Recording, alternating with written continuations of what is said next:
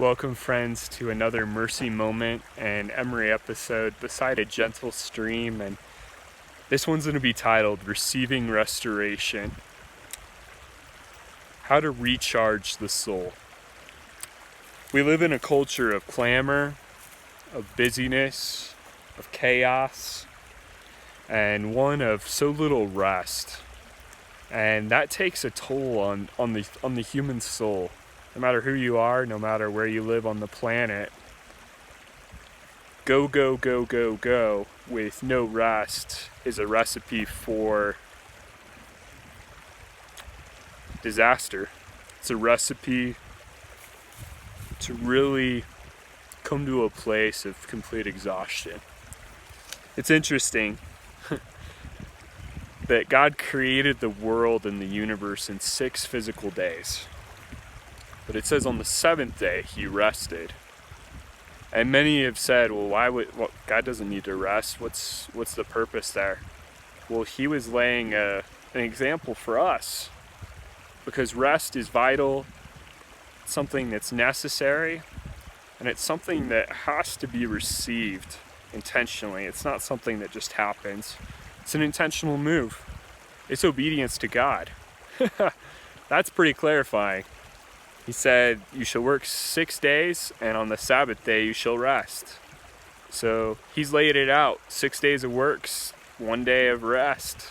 1 day set apart completely for rest. Not just a few hours, but a whole day. And this is something I've wrestled with, friends, and the busy chaos and clamor of the adversity we've been going through.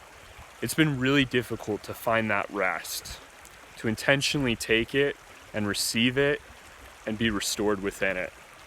I love what David says as he was walking along a stream, probably much like this, frankly.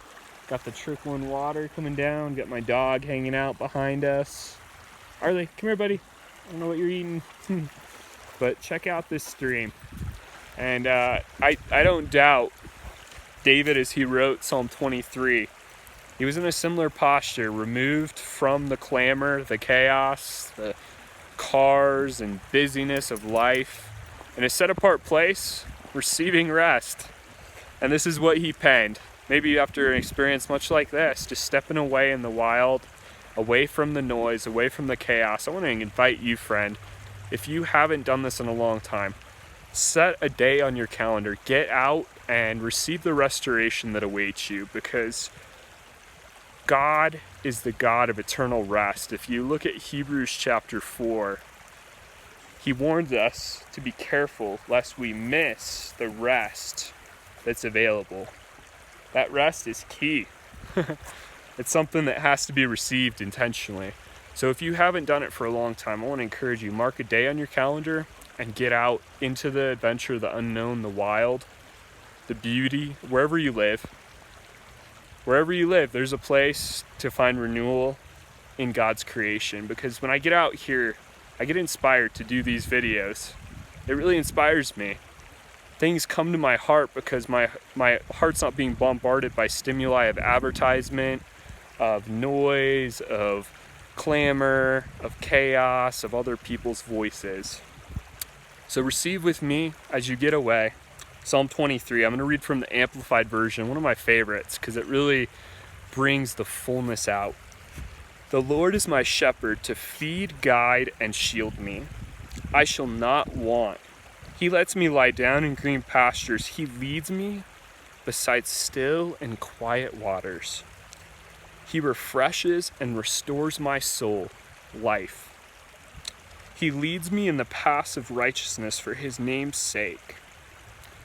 Just want to encourage you to hit pause here and to really take these words in, as I'm about to do, as I'm here by this stream. I'm just going to take these words in, because life is too short to not be refreshed and restored.